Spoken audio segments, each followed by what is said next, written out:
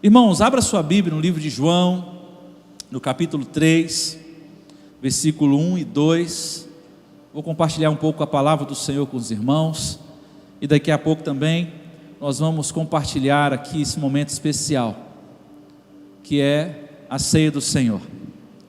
Eu sei que você veio aqui para ceiar, isso é muitíssimo importante nós priorizarmos.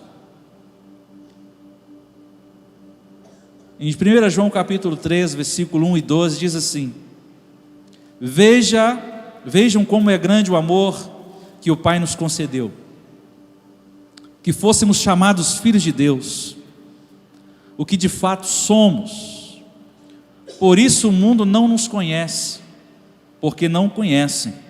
Amados, agora somos filhos de Deus, e ainda não se manifestou o que havemos de ser, mas sabemos que quando Ele se manifestar, seremos semelhantes a Ele, pois o veremos como Ele é. A palavra do Senhor hoje tem como tema: venha o teu reino. Venha o teu reino. Em breve faremos a campanha aqui na igreja, 40 dias, oração, jejum, e vai ser esse tema que venha o teu reino, com ministrações da palavra do Senhor todos os dias, assim como das outras vezes. Vai ser confeccionado um livreto, para você também, em sua casa, você poder estudar a palavra do Senhor. E aqui nós somos instruídos pelo próprio Senhor Jesus a orar numa famosa oração, chamada de oração do Pai Nosso. Oração que fazemos nas escolas, em nossas casas, em diversos lugares, e a gente acaba decorando essa oração. Só que é uma oração que Jesus ele fez e ensinou para os discípulos, e ela é tão importante para nós, e às vezes a gente não valoriza aquilo que tão profundo é nessa oração. Embora ela é muito falada de forma religiosa, nós já estamos tão acostumados à oração do Pai Nosso, que nós oramos o Pai Nosso como se fosse ali uma história que a gente conta para a criança, que ela não enjoa, ela gosta daquela história que conta todos os dias. E a oração do Pai Nosso, como é que começa? Pai Nosso que estais no céu, santificado seja o teu nome. Até aí. Mas essa mensagem, ou melhor, essa oração, ela começa com Pai Nosso. É pai de quem? Seu pai? O meu pai? Não é o pai? Pai nosso, pai de todos, o pai de todos aqueles que entregam a sua vida a Jesus. E essa oração é um dos mais poderosos recursos que tem à disposição de todos aqueles que confessam a Cristo. E a oração do Pai Nosso, embora ela tenha um modelo, como eu disse, de ritual, uma repetição ritual, e as pessoas acostumam com essa oração, e já ali nessa oração já basta. Nós já fizemos essa oração e ela agradece ao Senhor, e ela também é usada no momento litúrgico. Mas aqui ela fala algumas verdades sobre o reino do Senhor. A gente fala tanto do reino do Senhor, e o próprio Jesus ele vem falando a respeito do reino de Deus, a sua chegada, o seu ministério, onde ele diz: olha, arrependei-vos porque é chegado o reino de Deus. Mas aqui existem algumas verdades nessa oração sobre o reino de Deus na pessoa de Cristo, porque a gente ressalta, eu ressalto a nossa filiação a Deus conforme a dica que o Senhor deu a ensinar as primeiras palavras inesquecíveis da oração. Por que nós temos uma filiação a Deus? Porque Ele ensina essa oração, Pai Nosso. Se Ele é Pai, Ele é nosso Pai. Se Ele é o nosso Pai, eu e você, nós somos filhos. Se nós somos filhos, nós somos o quê? Irmãos e irmãs. Se nós temos um Pai, se nós somos irmãos e irmãs, nós nos tornamos uma família. E por que nós desprezamos muitas das vezes aqueles que têm o mesmo Pai que o nosso? Por que muitas das vezes a gente despreza as pessoas que se declaram ser de Cristo, se declara ser cristão, e nós desprezamos as pessoas? Eu não estou falando que muitas vezes a gente despreza até no nosso ambiente, na igreja local. Às vezes a gente usa isso também nas demais igrejas, demais comunidades. Nós desprezamos as pessoas e elas fazem parte da família, porque Deus ele está fazendo o quê? Um ajuntamento de filhos, um ajuntamento de filhos, ajuntamento de irmãos. Ou seja, Deus é o nosso Pai, e a Bíblia tem muito a dizer sobre essa preciosa realidade. Desde o Antigo Testamento, a palavra tão significativa chamada Pai, que é aplicada a Javé, ela vinha fazendo parte aqui do vocabulário da história do povo de Israel. Em Isaías capítulo 63, versículo 16 fala: Tu, Senhor, é o nosso Pai, e desde a antiguidade te chamamos o nosso Redentor. Assim como nós temos esse entendimento do Antigo Testamento, e ele tem diversos nomes, que uns chamam, tem um nome de Elohim, El Shaddai, Adonai, Javé.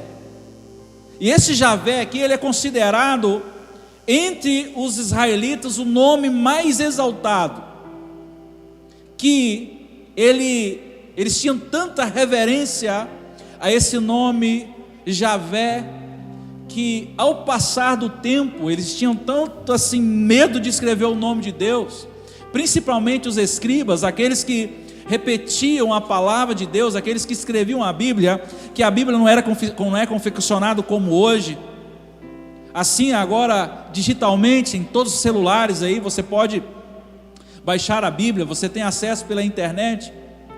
Mas existiam aquelas pessoas que escreviam a Bíblia manualmente, e eles temiam quando iam escrever o nome de Deus, e eles tinham tanta reverência. Não é como nós que usamos Deus para qualquer coisa, mas eles tinham tanta reverência com o nome de Deus, que o nome de Deus se perdeu. Nós falamos Deus, mas o nome de Deus nós não sabemos exatamente como que era o nome de Deus. Mas tem-se a ideia que era Javé. Eles tinham um tanto que evitavam de pronunciar esse nome, e perdeu-se aí a gente chama de pronúncia do nome de Deus. Mas agora, com Jesus Cristo, nessa nova aliança, todo aquele que recebe a Jesus, recebe o Salvador, recebe a filiação, recebe a Deus como Pai. Em João capítulo 1, versículo 12 fala: Contudo, aos que receberem, aos que creem no seu nome, deles o direito de ser chamado o quê? Filhos de Deus. Ou seja, por meio de Jesus, nós nos tornamos filhos de Deus. Irmãos, eu fico alegre, e deveria aqui até ser, porque nós somos pentecostais, dar um glória a Deus por isso, um aleluia. Porque outrora nós éramos criatura, mas agora por meio de Jesus eu me torno filho de Deus. Quem é filho aqui? Eu não sei se você, claro, você está aqui, você é filho, ou já porventura o seu pai ou sua mãe faleceu, mas você teve a mãe e teve um pai, e você sabe muito bem o que é ter uma mãe, o que é ter um pai. É gostoso, sabe? Talvez tenha alguém que tem essa dificuldade de entender. que nasceu numa família com problemas, um pai problemático, uma mãe problemática, mas você se torna filho de Deus e Deus não é problemático. Ele te cuida com carinho, mas a gente tem essa noção do que é ter um pai, do que é ter uma mãe. Que ele te trata com carinho, que te cuida de você, aquele que você na sua dificuldade está ali para te ajudar, machucou e vai lá e dá um beijinho na ferida, seja ela qual for, e daqui a pouco aquela dor passa, não passa? Mamãe, me dá um beijo aqui, para sarar e sara. Então a gente tem uma noção do que é Deus, do que é ter um pai. E para você que não tem noção do que é isso, irmão, saiba que Deus é um pai, e um pai amoroso. Um pai tão amoroso que Ele enviou o seu Filho para demonstrar esse amor na cruz do Calvário por você. Paulo escreve em Romanos capítulo 7, versículo 15: pois vocês não receberam o Espírito que o escravize, para novamente temerem, mas receberam o Espírito que os adota como filhos, por meio do qual clamamos, Abba Pai. Esse Abba Pai aqui se refere a paizinho, de forma carinhosa. Eu gosto quando Pedro me chama, papai, mamãe.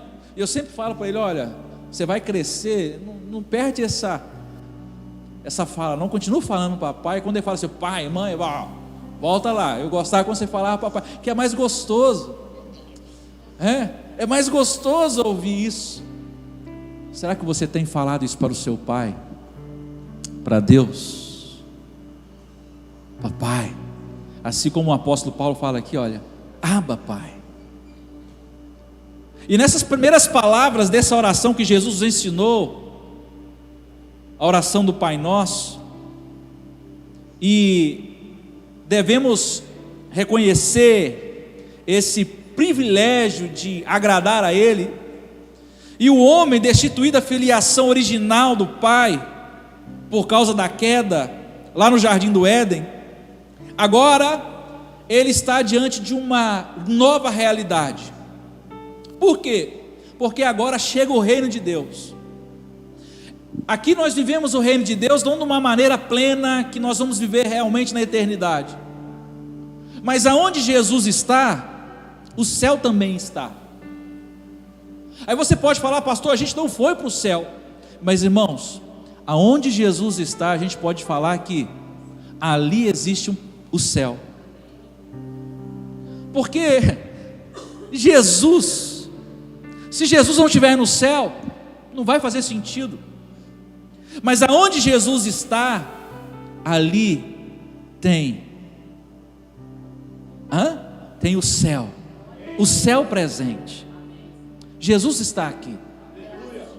Por isso que quando a gente vem para a igreja, a gente sente uma paz, a gente sente uma alegria no nosso coração, porque isso em parte tem o céu, embora aqui também tem os seres humanos, pecadores, falhos, com os nossos pensamentos ainda enraizados nessa terra, mas aqui a gente sente paz. Quando a gente vai no monte, ou quando nós começamos a clamar ao Senhor, e o Senhor vem com um bálsamo, irmãos, o céu está ali. Mas o céu só não está aqui nesse lugar, não, o céu está dentro de você, porque a palavra de Deus fala que o Espírito Santo, Ele mora dentro de nós. Você pode desfrutar desse céu na sua vida. O reino do Senhor ainda não veio na medida plena, mas o reino do Senhor, ele vem quando a gente convida o Senhor para entrar na nossa vida, e Ele começa a instaurar o reino na nossa vida. Sabe quando nós sofremos afronta, nós sofremos algumas coisas que eu sempre falo lá no livro de Gálatas, que nós temos que desenvolver os frutos do Espírito Santo, e é quando a gente começa a desenvolver esse fruto do Espírito Santo, quando alguém nos afronta, a gente trata aquela pessoa assim como Jesus tratou os outros, a gente começa a desenvolver a cultura do reino, porque a cultura da terra, a cultura do demônio, a cultura do inferno, é não levar desaforo para casa. A cultura do reino é totalmente o inverso da cultura do céu, E quando eu desenvolvo essas coisas aqui na terra, o amor, paz, longanimidade, benignidade, mansidão, o domínio próprio, amor, irmãos, pode ter certeza que isso são coisas do reino de Deus. É por isso que Jesus vem pregando para os religiosos daquela época, falando assim: olha, arrependei-vos, porque é chegado o reino de Deus. Isso que vocês estão fazendo aí, na religião de vocês, estão errados. Vocês são como vocês são como um sepulcro caiado. Vocês estão fazendo isso aí, mas não é certo. O certo é viver o reino de Deus.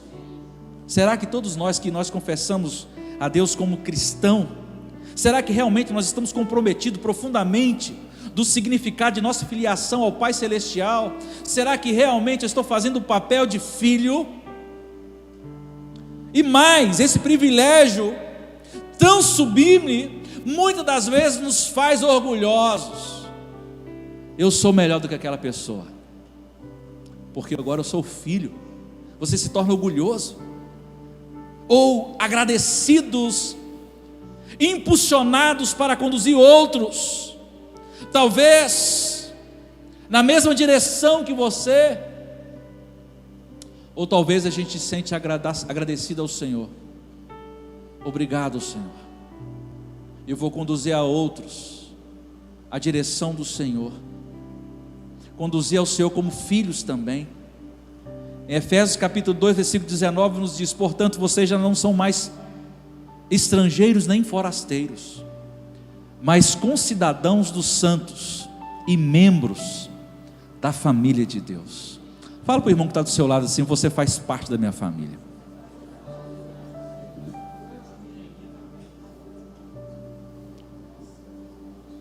Então por que constantemente nós nos deparamos com raiva do outro?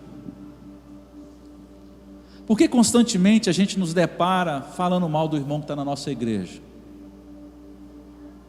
Eu sei que acontece isso na família biológica, mas com todas as dificuldades a gente sempre quer estar junto. Com todas as dificuldades da família, eu falo biológicos, irmãos, irmãs, pais, a gente sempre quer estar junto. Tem irmãos que são difíceis, outros mais tranquilos, mas a gente quer estar junto. Mas por que na família de Deus, quando alguém pisa na bola com a gente não quer perdoar, não quer estar junto? E a primeira coisa que a gente faz é querer sair da igreja e achando que isso vai resolver o problema. Mas quando chegar no céu, se chegar, como é que vai ser? A família vai ser única, estaremos juntos. Será que você vai tolerar se aquele irmão lá, que é meio chato na eternidade? Ah, Senhor, mas ele é muito chato. Mas e lá na eternidade, como é que você vai fazer? Ah, mas ele vai ter o corpo glorificado. Amém, irmão, todos nós vamos ter o corpo glorificado e mudado, em nome de Jesus. Mas o irmão vai estar lá na eternidade. Porém, lá na eternidade a gente não vai lembrar dessas coisas. Mas se a gente continuar com o nosso coração rancoroso, não abrir o nosso coração para perdoar, lá no inferno, irmão, vai ter lembrança de tudo. E vai ter muito irmão assim lá. Ué, você está aqui? Rapaz, eu tive problema com você lá, agora eu vou ficar na eternidade tendo problema com você aqui. Não é? É assim.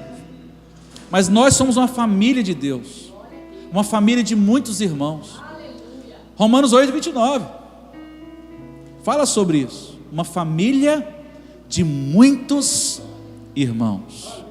Pai nosso é um pronome possessivo plural, de grande importância no contexto da nossa oração ensinado por Jesus. Em Hebreus 13, 11, ele nos chama a atenção de pronto para que, como os filhos do Pai, não estamos sozinhos no gozo desse privilégio. Eu não sou privilegiado sozinho, irmãos. No livro de Apocalipse fala que em breve, quando o Senhor Jesus voltar, Ele estará sentado diante do trono branco, e diante do trono branco terão muitas pessoas, de vestes brancas, multidões, de vestes brancas, diante do trono do Cordeiro. Então, não sou só eu, só você, mas muitas pessoas, os quais nós não conhecemos, dos quais já morreram. Na época do Antigo Testamento, na época de Jesus, antes de nós, estarão diante do Senhor, com declaração extraordinária, irmão. Desse modo, a bênção da fraternidade reluz fortemente e traz consigo alguns reflexos, que hão de ser percebidos por aqueles que não conhecem tal realidade. Nós pensamos em alguns deles. A prática da comunhão cristã na esfera da família de Deus. Por que eu quis trazer essa palavra aqui hoje?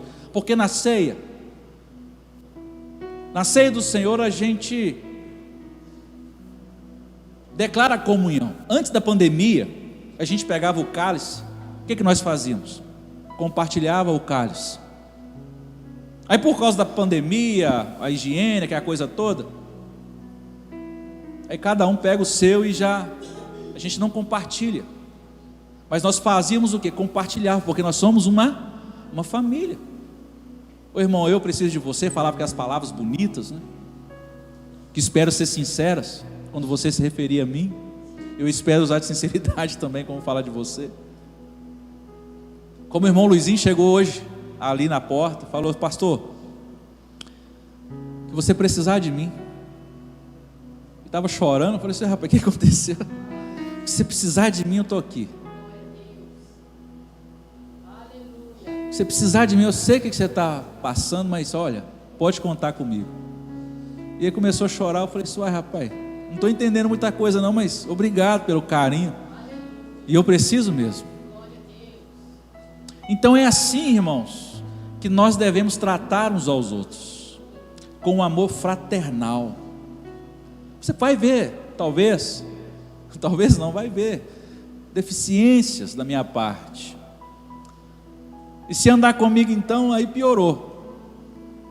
E se eu andar com você também da mesma forma, porque nós somos humanos e carecemos da glória e da graça de Deus. Eu sempre falo, irmão, eu estou aqui nessa noite pela graça do Senhor. Se não fosse a graça do Senhor, nós não estaríamos aqui. A gente faz as coisas pela graça do Senhor. E nessa terra, irmãos, principalmente na família de Deus, nós precisamos um dos outros, em oração, na ajuda mútua. Nós precisamos. O crente gosta de estar com o crente. Eu gosto de estar com o crente. Pelo menos isso deve ser normal dos seguidores de Cristo. E totalmente estranho, irmão, uma pessoa que se diz cristã e não tem apreço de estar em comunhão com os irmãos. Não, eu sou cristão, mas eu não gosto de viver no meio de crente. Então você não é cristão, porque o Senhor nos salvou para formarmos uma família. E família vive junto. A família foi feita para viver junto, uma família de muitos irmãos. Eu falo porque, irmão, no céu nós estaremos juntos. Juntos. E não é 10 anos, 50 anos, 30 anos, sabe quanto tempo? Eternamente. É uma eternidade. É uma eternidade que eu nem sei como é que funciona isso, mas é uma eternidade. Aí o autor da carta aos Hebreus fala assim: não deixamos de reunirmos como igreja, segundo o costume de alguns. Aí o apóstolo João escreveu: nós lhe proclamamos o que vimos e ouvimos, para que vocês também tenham comunhão conosco. Irmãos, trata-se então de uma comunhão fraternal. Ah, pastor, eu não gosto de ficar junto com o irmão, eu não gosto de ficar junto com aquele, eu não gosto de ficar junto com um grupo. Irmãos, nós precisamos, como igreja, estarmos juntos. A igreja espalhada, ela perde. É assim que aconteceu lá no Novo Testamento. A igreja estava unida, a igreja estava em comunhão, e as pessoas que estavam de fora olhavam assim e ficavam maravilhadas pela comunhão, pela expressão nos seus rostos, pela alegria daquele povo. Eles falavam assim: nossa, esse povo é diferente. E a igreja crescia por causa da comunhão fraternal, do partir do pão, da comunhão, das orações. Não é reunir só para comer, mas é orar para se alimentar da palavra, para reunir e falar um para os outros assim: olha, irmão, estou precisando de oração, eu estou enfrentando essa dificuldade, me ajuda nisso aqui. E os outros iam ali e oravam com os outros. O Paulo foi preso, Pedro foi preso, os outros foram presos, a igreja estava orando, e eles estavam em comunhão, em oração. Eles não estavam brincando de serem crentes, e a preocupação com os irmãos na família espiritual, e a preocupação no sentido de interesse, de bem-estar dos membros dessa comunhão fraternal. Irmão, como é que você está? Você está precisando de alguma coisa? Você está precisando de alguma coisa? Conte comigo. E foi, por incrível que pareça, coincidiu com a mensagem de hoje. Você está precisando de alguma coisa? Conte comigo. Está faltando alimento na sua casa? Está desempregado? Vamos reunir, vamos ajudar. Nós precisamos de ajudar uns aos outros. Do que? Não só com o espiritual, mas com o bem-estar dos membros da igreja. E novamente o apóstolo João tem uma palavra pertinente a esse tema, em 3 João capítulo 1, versículo 2, que fala: amado, oro para que você tenha boa saúde e tudo lhe corra bem, assim como vai bem a tua alma. E é digno de nota, irmão, que se interessa pelos irmãos, quem se interessa pelos irmãos, esse mesmo ora por eles. Você tem orado pelo seu irmão? Você tem uma caderneta do irmão? Nós temos costume do grupo da igreja colocar lá no dia do aniversário: irmão, parabéns, parabéns. Mas naquele dia você orou para aquela pessoa que está fazendo aniversário: Senhor, quantos anos o Senhor tem abençoado essa pessoa? Está fazendo 30, 15, 20, 50, 70, pastor Sebastião 74. Seu Deus, abençoa essa pessoa, não só dar o parabéns, mas orar por ela. Às vezes a oração é muito melhor do que um presente que você dá, ou talvez uma mensagem. Oração é digno de nota que nós precisamos, e aqui vale enfatizar, irmãos, a intercessão. E a intercessão, ela é valorizada nas Escrituras desde os tempos do Antigo, que registra muitos intercessores. Abraão foi intercessor, ele intercedeu pelo seu sobrinho. Moisés foi intercessor. Aí no Novo Testamento, além do próprio Senhor Jesus, o apóstolo Paulo, como fiel intercessor, ele intercede pelos cristãos, revestido de autoridade, não só para orar, não só para interceder, mas também para exortar. Ele exorta os irmãos. Irmãos, isso aqui é estimular as igrejas para que exerça esse ministério de tanta importância, e a alegria contagiante que deve ser notada pelos cristãos. Irmãos, isso é um reflexo da fraternidade cristã. Eu falo fraternidade, a nossa comunhão, das pessoas nos ver alegres, das pessoas nos ver juntos, festejando ao Senhor. E isso irrita o inimigo, isso irrita o inferno, porque o inferno, na verdade, ele não gosta de ver nós, os cristãos, contentes, felizes.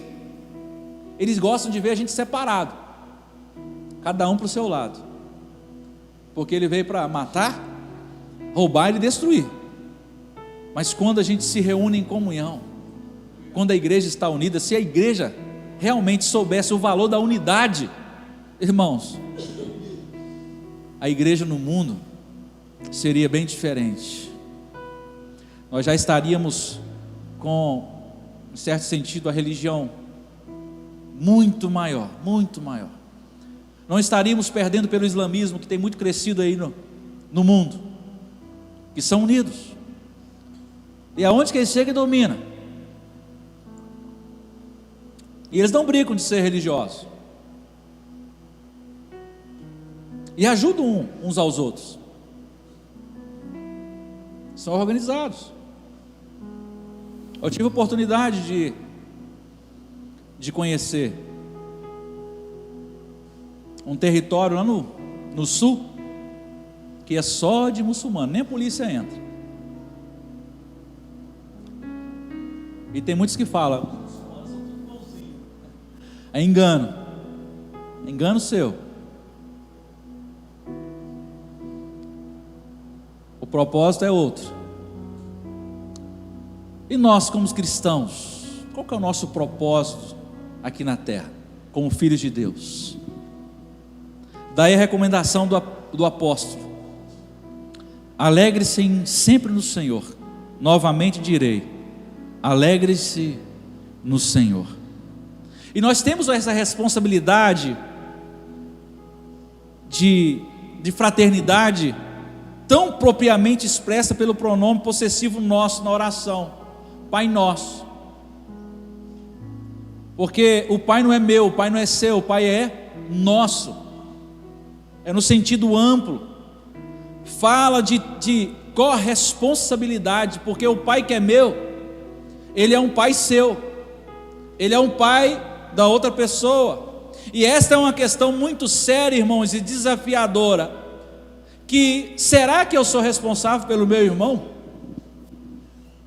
E aí? Porque é um desafio para nós, uma responsabilidade. Mas será que eu sou responsável pelo irmão? Irmãos, pela palavra do Senhor, se ele é meu irmão, eu sou responsável por ele. Mas responsável no qual sentido? De amá-lo, de ajudar, de andar junto, conquistar junto, alegrar nas alegrias, chorar nas tristezas, na hora da angústia, dar o ombro amigo. Isso é fraternidade, se fala de igreja. Nós temos a figura de Caim, quando ele totalmente descomprometido com seu irmão Abel, e ele é membro da sua família, e o mesmo sangue, do mesmo sangue, pois eles eram filhos dos mesmos pais. Aí no Novo Testamento, sem prejuízo da responsabilidade, nós somos encorajados não somente em nós mesmos, mas nos sentimos corresponsáveis em relação às famílias da fé. Gálatas capítulo 6, versículo 10. A gente percebe isso na prática dos primeiros irmãos. Nós estamos aqui na ceia do Senhor nessa noite, mas será que eu me preocupo com o irmão? Será que eu estou falando da igreja Projeto Júbilo? Será que eu me preocupo com a irmã? E a responsabilidade, parece que as pessoas acham que essa responsabilidade é só do pastor. O pastor que deve cuidar das ovelhas, certo? Mas aqui nós estamos tratando de irmãos. E se tratando de irmãos, todos nós somos ovelhas. Nós ajudamos uns aos outros, caminhamos juntos, oramos pelos outros, ajudamos uns aos outros. Atos capítulo 2, 44 a 47, todos se sentem responsáveis um pelos outros. Você pode falar, isso durou pouco, e é verdade, porque o inimigo arrumou um jeito de fazer com que isso acabasse o mais rápido possível, porque quando ele percebeu que isso fazia com que a igreja crescesse, ele arrumou um jeito de desfazer. Como está a nossa prática fraternal? Será que nos sentimos alegres ao pertencer à família da mesma fé, no âmbito da igreja local? Será que nós estamos alegres em pertencer à igreja local e falar assim: aquele é meu irmão, minha irmã, nós somos uma família? Em Efésios capítulo 3, versículo 14 e 15: por essa razão, ajoelho-me diante do Pai, do qual recebe todo nome, a família nos céus e na terra. Irmão, Deus é o Pai de uma grande família. Deus é Pai de uma grande família, de muitos irmãos. Não somente nós aqui. E o apóstolo Paulo expressou essa verdade, que diz assim: por razão, ajoelho-me diante do Pai, do qual recebe o nome toda a família nos céus e na terra. Que declaração extraordinária! Que declaração! Porque se a gente ora assim: Senhor, Pai nosso que estás no céu, mas aí você odeia o seu irmão que está do seu lado, você critica o seu irmão, você não gosta do seu irmão, você vem na igreja, mas se dá bem com o irmão da igreja, mas onde você está? Volta. Nós somos família de Deus. Saiba de uma coisa: imperfeitos. Quando você olha para o seu irmão, você fala assim: nó, que pessoa abençoada. Mas você vai tentando, começa a ter intimidade com ela todos os dias, todo dia. Uma hora, quanto mais íntimo, mais chance a gente tem de falhar com os outros. É assim nos nossos relacionamentos, é assim no casamento. Quanto mais íntimo a gente é, mais chance a gente tem de magoar uns aos outros. Mas a gente não pode esquecer que nós somos família de Deus. E essa expressão, esse conceito, Pai Nosso que está no céu, é invocação, é uma oração. Pai Nosso que está no céu. Porque atrás dessa realidade espiritual, irmãos, que envolve não só os crentes dessa época, mas de todos os lugares, os crentes outrora, os crentes que já morreram, os crentes aqui mesmo que da nossa igreja eles faleceram, que muitos deles já partiram, mas se tornaram seguidores de Cristo. Eles vão fazer parte da assembleia festiva, a família, a igreja do Senhor, que é formada por parte de todos aqueles que pertencem ao reino do Senhor. Por um lado, muitas vezes em vista, o número de crentes de Jesus ainda é pequeno, nós ficamos tristes com isso, porque o Senhor ainda não veio. E você olha de um lado para o outro, você percebe que existem muitas pessoas que ainda precisam fazer parte da família de Deus, e isso é verdade. Nós ficamos tristes de fato, nós comparando com as multidões que seguem no caminho largo do mundo, mas a verdade sobre o real tamanho da família de Deus ainda é desconhecido. Qual que é o tamanho da família de Deus? É desconhecido, porque se a gente olhar para trás e ver tantas pessoas que já morreram, que faziam parte da família de Deus e ainda fazem, e que vai se juntar a nós se Jesus vier hoje. Por isso que a Bíblia fala, uma multidão de vestes brancas. Mas mesmo assim, segundo a Bíblia, é um número muito pequeno, porque o Senhor Jesus, Ele morreu por todos. A vontade dele que era reunir todo mundo, reunir com o Pai, com uma família do Senhor. Eu gostaria que vocês ficassem de pé. Nós vamos orar. Você que faz parte da família do Senhor,